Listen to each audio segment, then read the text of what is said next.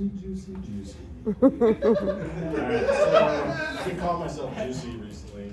I'm gonna jump straight into my story though. This is in honor of my brother Josh. He passed away.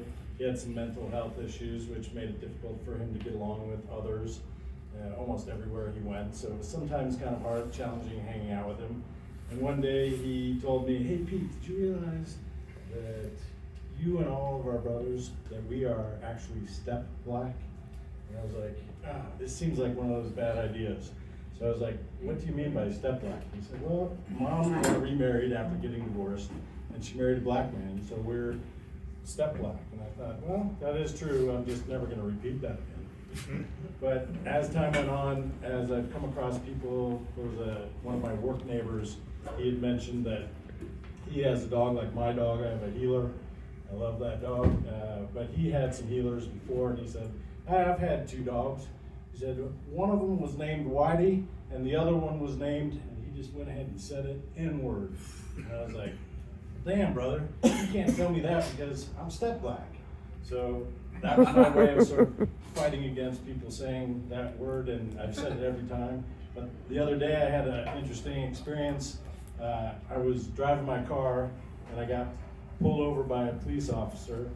I was a little nervous because the times we're living in, and as he was taking the slow walk up to my car, I noticed that he was kind of pulling his shades down, and I looked back at him and he said, "Do you know why I pulled you over?" And I was like, "Yeah, I'm pretty sure I know why." And he said, "How come?" And I said, "It's because I'm step black." He smiled and gave me my ID back. That's probably going to work one time in 1,000, but it worked that time, so I was pretty proud of myself. So that's step black for Josh. I have one other story I'd like to tell.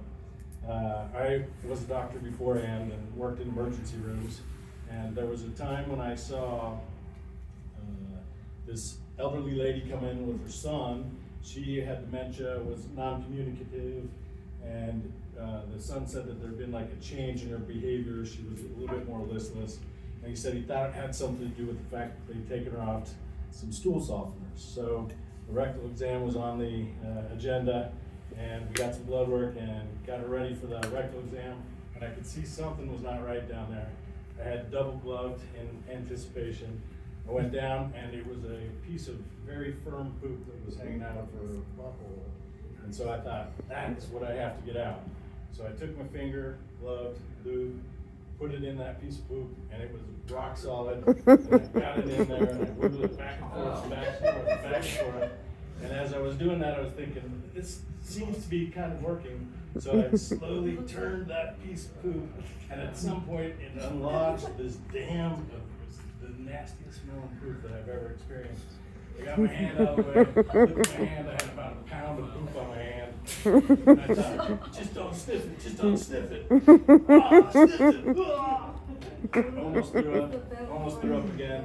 And I decided, hey, I gotta get out of here. And the guy, one of the nurses told me, "Fryer, get that shitty hand out of here." And I went and cleaned off my gloves, and that was my poop story. So,